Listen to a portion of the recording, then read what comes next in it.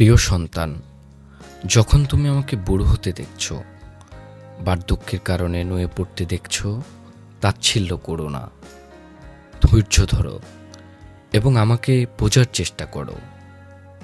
যখন আমি হাঁটতে গিয়ে পড়ে যাই, ধৈর্য হারিয়ে ফেলো না।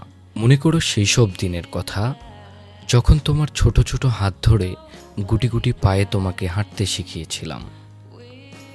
যখন আমি তোমাকে একই কথা বারবার বলি, বিরক্ত হইও না, কারণ যখন তুমি ছোট ছিলে তখন একই গল্প কতবার না তোমাকে শুনিয়েছি, যতক্ষণ তোমার দু চোখের পাতা এক না হতো।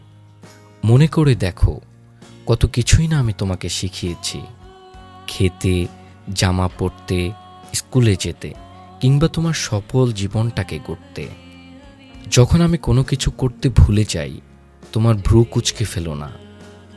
আমাকে কিছু সময় দিও মনে করার। এবং যদি মনে করতে নাও পারি, বিরক্ত হইও না।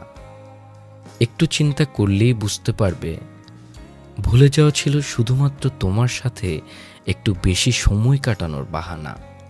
যখন আমার ক্লান্ত পা আমাকে আর হাঁটতে দেয় না, তখন তোমার হাতটি আমাকে দিও। যেভাবে তোমার প্রথম হাঁটার সময় তোমার ছোট হাতটি আমার হাতে ছিল।